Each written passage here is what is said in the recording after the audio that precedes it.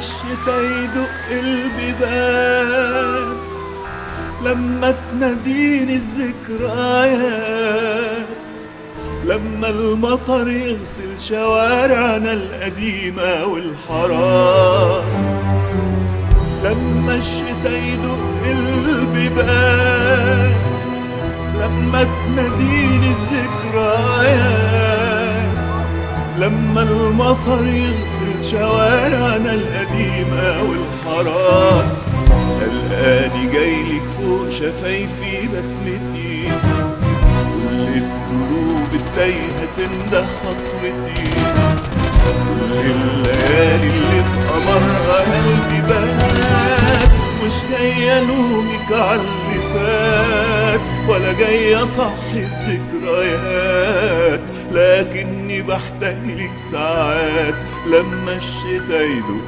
البيبان.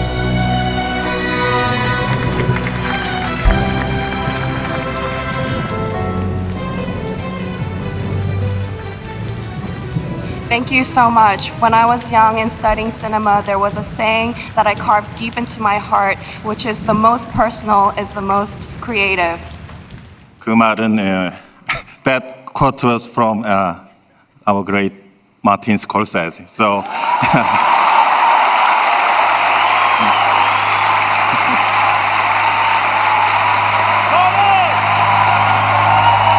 저의 영화를 아직 그 미국의 관객들이나 사람들이 모를 때 항상 제 영화를 리스트에 뽑고 좋아했고 했던 우리 퀸틴 형님이 계신데 정말 사랑합니다. When people in the US were not familiar with my film, Quentin always put my films on his list. He's here. Thank you so much. 퀸틴, I love you.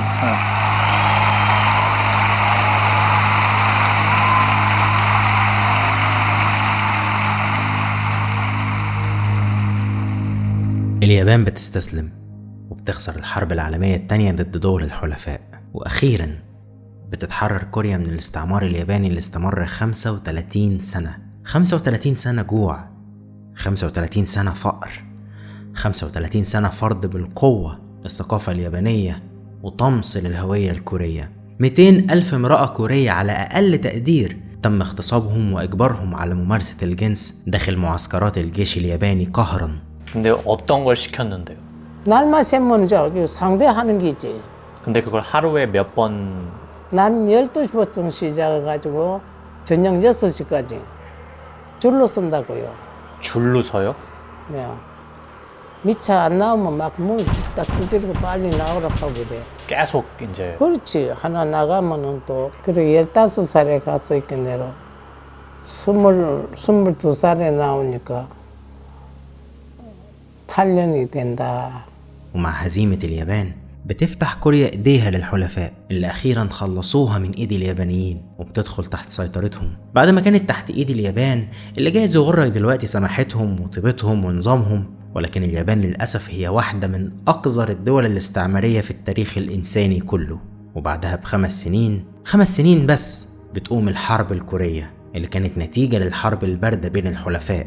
الاتحاد السوفيتي وأمريكا اللي كانوا حلفاء أمام هتلر واليابان هم دلوقتي القوى الجديدة المسيطرة على العالم. On Sunday, June 25th, Communist forces attacked the Republic of Korea. This attack has made it clear beyond all doubt that the international communist movement is willing to use armed invasion to conquer independent nations. استقطاب شديد جدا قسم العالم كله نصين، وخصوصا كوريا اللي دفعت الثمن وهي كمان اتقسمت لنصين. شمال بيميل إلى النظام السوفيتي الشيوعي الديكتاتوري، وجنوب بيميل إلى السياسات الغربية الرأسمالية برضو الديكتاتوري. ومن هنا بتظهر دولة جديدة اسمها كوريا الجنوبية، شبه جزيرة، بلد صغيرة فقيرة خالية من أي موارد طبيعية نفيسة، مثقلة بالديون، وكل ما في ذاكرة شعبها رصاص اليابانيين وصرخات نسائهم والتهديد الكوري الشمالي. إزاي بقت كوريا اللي نعرفها دلوقتي؟ وإزاي السينمائيين الكوريين غزوا العالم بفنهم وقدروا إنهم يصنعوا موجة سينمائية جديدة قدرت تنافس هوليوود اللي هزمت جميع منافسيها السابقين؟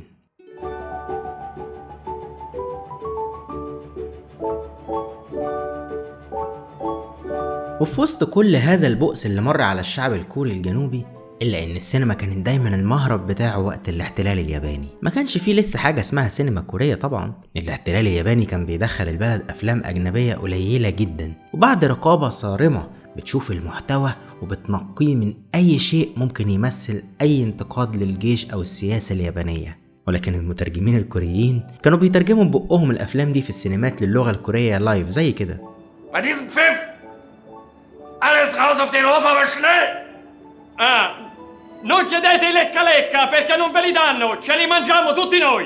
وفي الأوقات اللي كان بيغيب فيها المراقبين أو الجنود اليابانيين عن العرض ولو للحظات، كانوا المترجمين دول بيقلبوا مضمون الفيلم المحتوى الساخر من اليابان.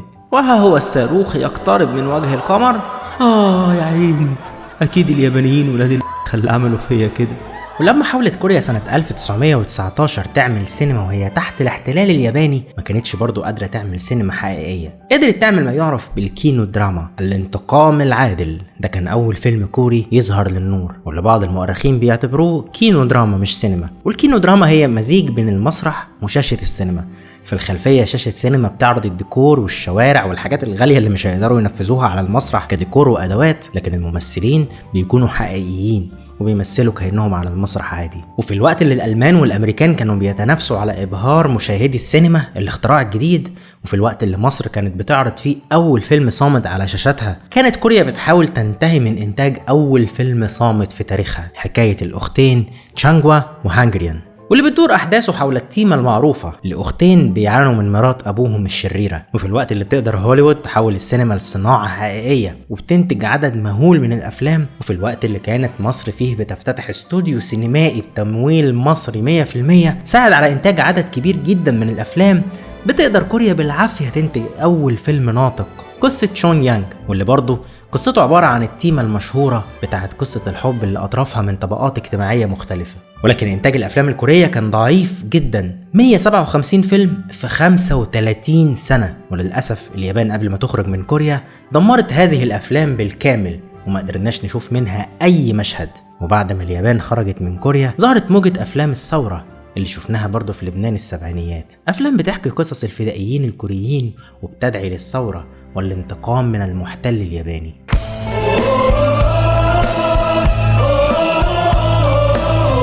وبتيجي سنة 50 اللي بيتدمر فيها كل شيء بسبب الحرب الأهلية الكورية، وبتنفصل كوريا عن بعضها وبيبدأ عصر جديد. وفي كوريا الجنوبية وعن طريق انتخابات موجهة من أمريكا بيفوز راجل كوري طيب اسمه سينج مان ري، مؤمن بالسينما وبتأثيرها الإيجابي على المجتمع. ولكن كوريا الجنوبية بدأت تواجه خطر أكبر، وهي إنها أصبحت تحت الوصاية الأمريكية. حبيبي سكر مر طعم الهوى، فرق ما بيننا البين ما عدنا سوا، حرام عليك يا عذاب نبقى كده غرام.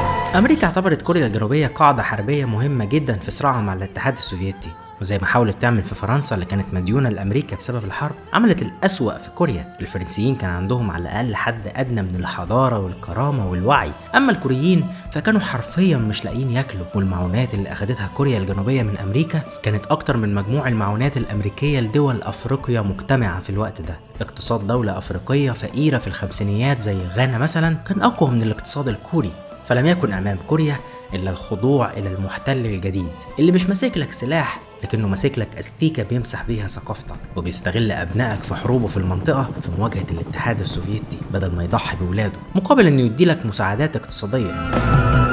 أدي اللي كان وأدي العبر وأدي المصير، نودع الماضي حلمه الكبير، نودع الأفراح نودع الأشباح، راح اللي راح ما عادش فاضل كتير.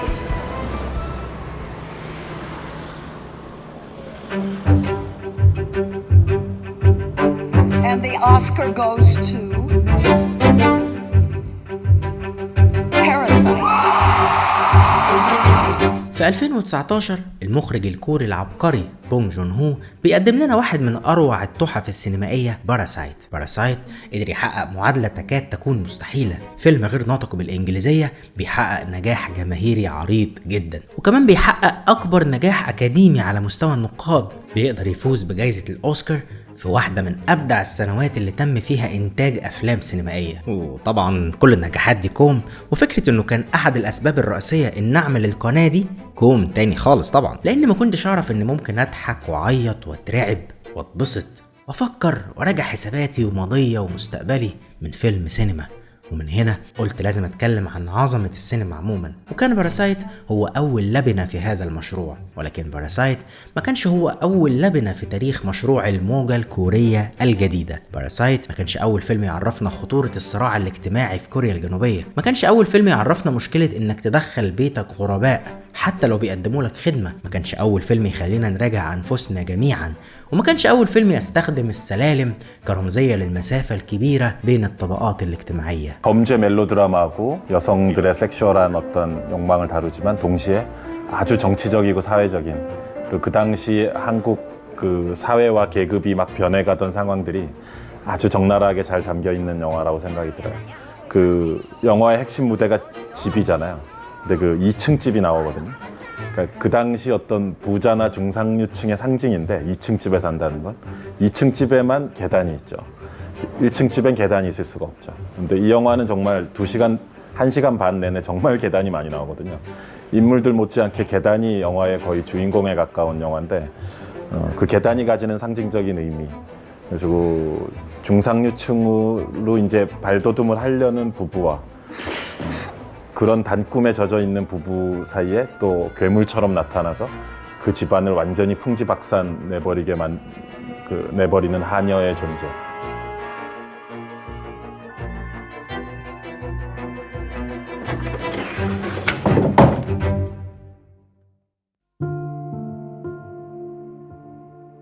في الوقت اللي كان جان لوك جودار بيعلن الثورة على السينما الأمريكية اللي كانت محتلة دور العرض الفرنسية، بيقول لهم في وشهم كده روحوا ضجعوا أنفسكم، المخرج الكوري كيم كي يونغ بيعلن نفس هذه الثورة ولكن على الطريقة الكورية، طريقة مؤدبة عائلية ميلودرامية عشان تدي عبرة للمجتمع، عكس ثورة جان لوك جودار اللي كانت صادمة وغير محافظة وأبطالها عيال لبش. وزي ما جان لوك جودار حذر الناس من انعكاس الثقافة الأمريكية على المجتمع الفرنسي، كيم كي يونغ رعب المجتمع الكوري اللي وقت حكم سينج مان ري وسيطرة الرأسمالية الأمريكية على الثقافة الكورية كان شايف إن المجتمع الكوري بينسلخ من قيمه وثقافته. وبيورينا أسرة ميسورة الحال جدا، الأب مدرس موسيقى متأثر بالعادات الغربية، والأم كورية جدا، وأطفال هويتهم تايهة بين الاتنين، ولكن بمرور الوقت بيحتاجوا خادمة، ومن هنا بتبدأ المشكلة.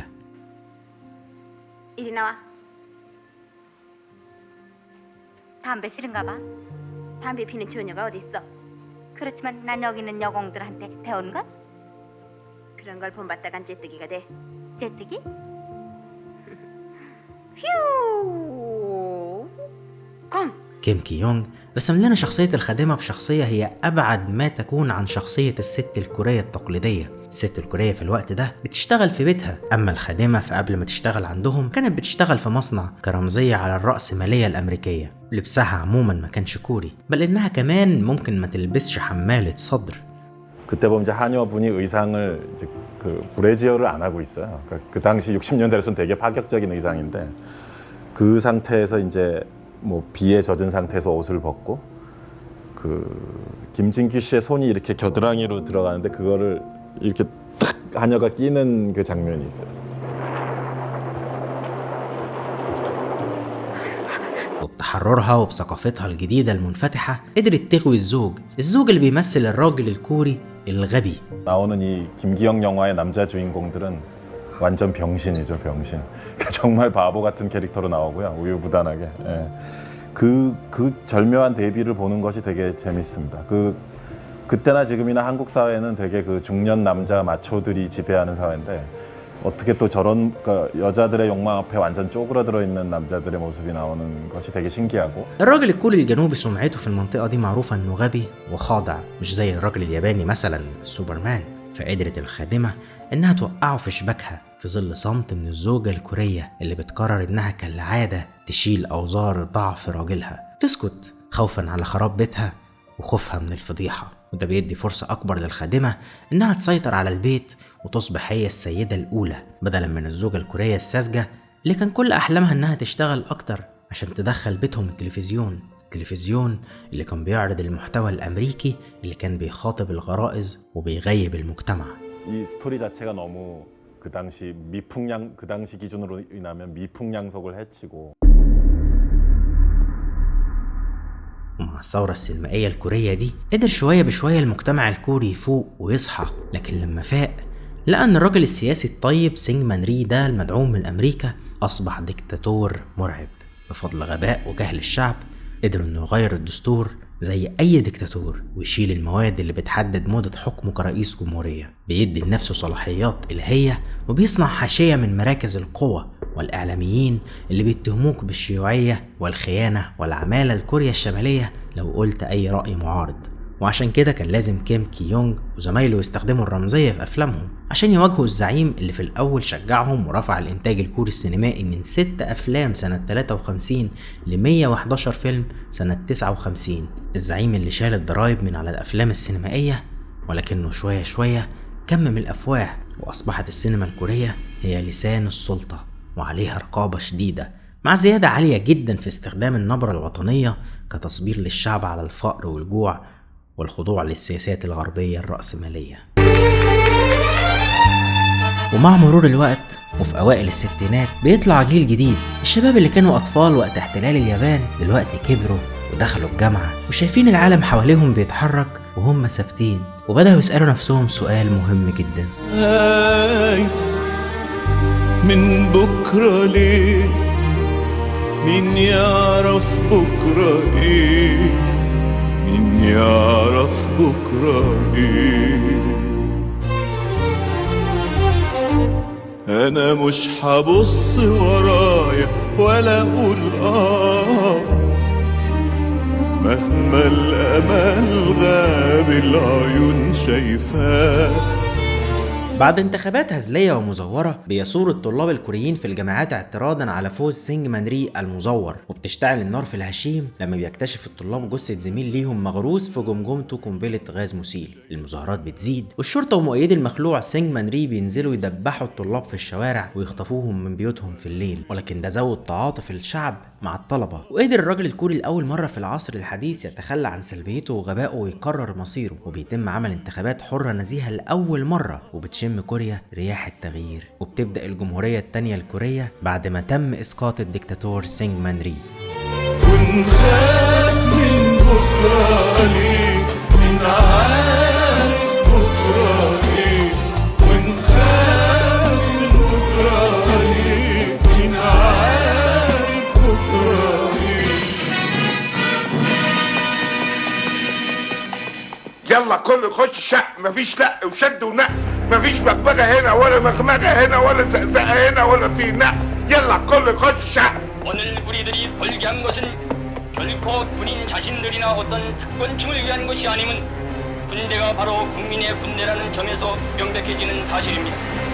오늘의 군사혁명은 군대 단독의 의사가 아니면 물론이며 여러분들이 작년 4월 19일에 피 흘려 쟁취한 혁명의 연장이며 무력한 정치인들에 의해서 해결될 수 없었던 혁명 과업을 기필코 완수해보려는 비장한 교리의 소산입니다.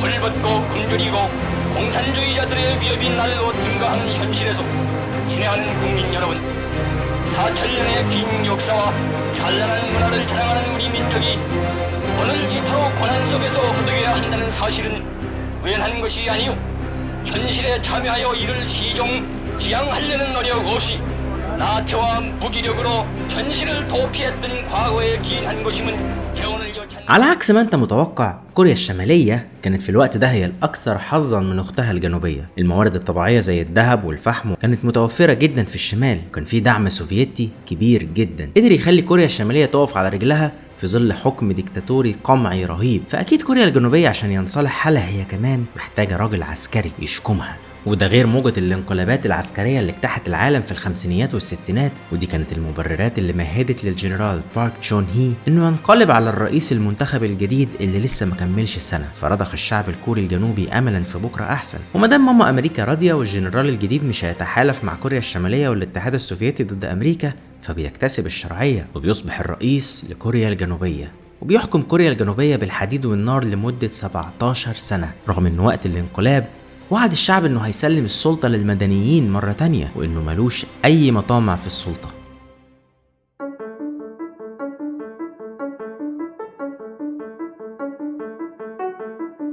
وعلى عكس ما انت متوقع برضو، فالحقيقة ان كوريا الجنوبية كانت محظوظة جدا بالرئيس الجنرال بتاعها، وانا اسف جدا لكل اصدقائي الكوريين الجنوبيين اني بقول كده، لكن حقيقي الجنرال تشون كان له ما له وعليه ما عليه. الجنرال الكوري عرف يوظف القروض والدعم الامريكي صح، ما عملش زي زميله الشمالي اللي ضيع فلوس الدعم السوفيتي على تاني اكبر قوس نصر في العالم واطول نصب تذكاري في العالم واطول فندق مهجور في العالم، وده غير القصور الرئاسية الضخمة جدا. الزعيم الجنوبي كان بيدي العيش لخبازه واعتمد على المتخصصين مش المنافقين اللي عملوا له خطط خمسية لعمل نهضة حقيقية في كوريا الجنوبية. ولأنه كان مؤمن بأن التعليم هو الحل الوحيد لوطنه الضائع، رفع تشون هي ميزانية التعليم والبحث العلمي، مهتم جدا بالتعليم الفني والصناعي اللي بيخرج فنيين ومهندسين على أعلى مستوى، والمتفوقين كانت الدولة بتوديهم اليابان وأمريكا وأوروبا يشتغلوا ويدرسوا أحدث التقنيات ويرجعوا ينفذوها في المصانع الكورية بحذافيرها. وكانت الفكرة العبقرية بتاعته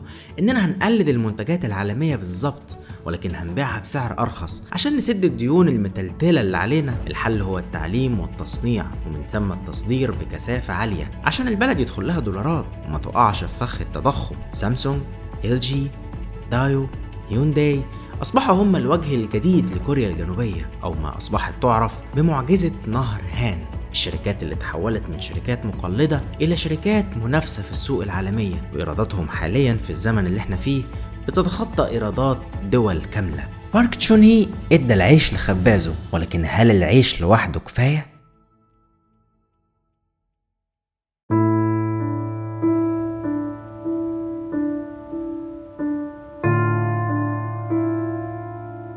بدون عيش فانت أقل من الحيوان، بالعيش بس فانت حيوان، كل اللي يهمك الأكل والشرب وممارسة الجنس. أما الإنسان فمطالبه واضحة ولا مجال للتفاوض عليها: عيش، حرية، عدالة اجتماعية.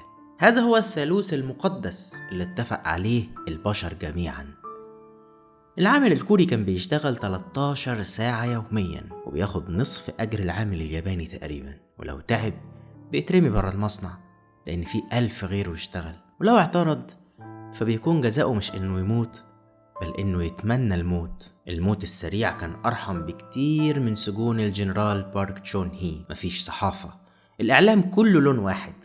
71 شركة إنتاج سينمائي الجيش بيخليهم بس 16، وبعدين بيستحوذ على 4 شركات منهم وبيقفل الباقي. البلد غنية جدا بس المواطن لسه فقير، والديكتاتور كل مدى بيزيد نرجسية، والمواطن كل مدى بيزيد كبت وخوف، إلى أن حاول أحد المعارضين اغتيال الديكتاتور ولكنه بيفشل، وده اللي بيزود طغيان الجنرال، بل وإنه بيصاب بجنون العظمة والبارانويا. ويقال إنه في آخر أيامه كان بيخلي المسؤولين يقسموا بالولاء شخصه هو مش لكوريا الجنوبية. ولكن الطلبة اللي كانوا أطفال أيام ثورة إبريل في الستينيات دلوقتي كبروا ودخلوا الجامعة وتعلموا أحسن تعليم، ولكنهم بدأوا يحسوا إن العالم بيتحرك حواليهم وهم ثابتين.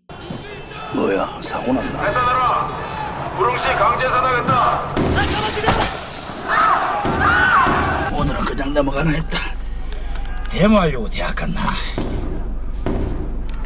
이거 하루 이틀도 아니고. للأسف جميع خطط التخلص من الديكتاتور فشلت. 절대 실패하지 않는 계획이 만절하네. 무계획이야, 무계획. No plan. There is a new government tonight in South Korea. Park Chung-hee, who ruled the country for more than 18 years, is dead. The new government announced that President Park was killed by a shot fired accidentally by the head of South Korea's Central Intelligence Agency at a dinner party Friday night in downtown Seoul. However, there are other reports that indicate the shooting may not have been accidental, and Park's chief bodyguard and 4 others were also killed. We have 2 reports on this still developing story tonight. First, here is Bill Redeker.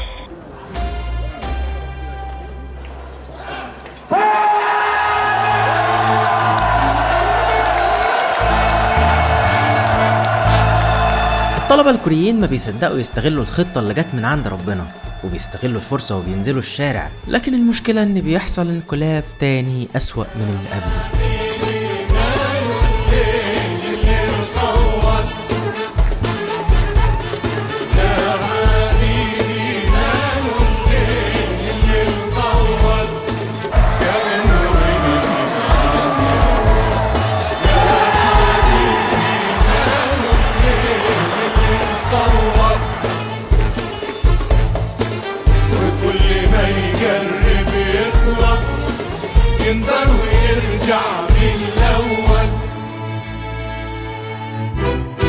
سواق تاكسي من العاصمة سيول حظه العسر وطمعه في الزبون السائح الألماني بيخلوه يعمل توصيلة لمدينة جوانجو الكورية، وبفضل التعتيم الإعلامي الكامل وإن مفيش صحافة حرة ولا سوشيال ميديا ما كانش يعرف إن المدينة دي بقالها كذا يوم الجيش بيدبح فيها الطلبة حرفيا ومعلن فيها الأحكام العرفية، وهناك بيشوف المجزرة لايف.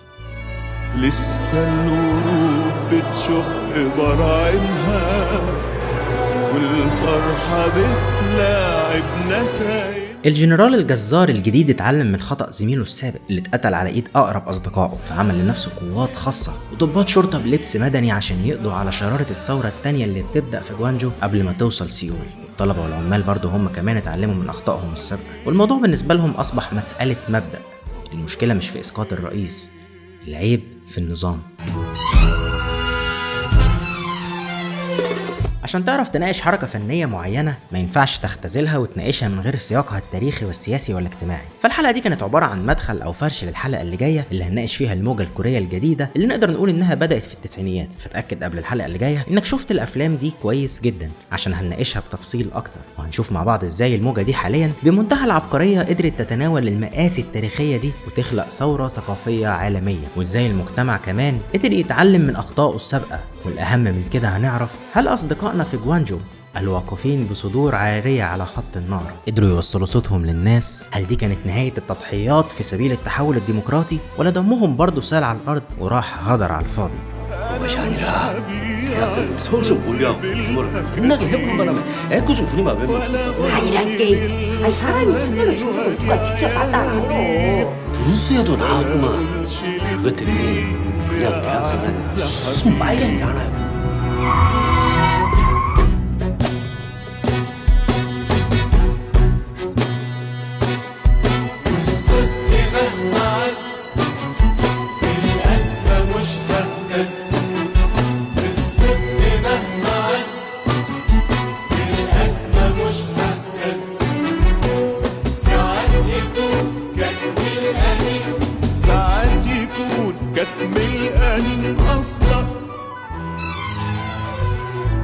وانا مهما اعرف اقوم، انا مهما اعرف اقوم، ودي مسألة مبدأ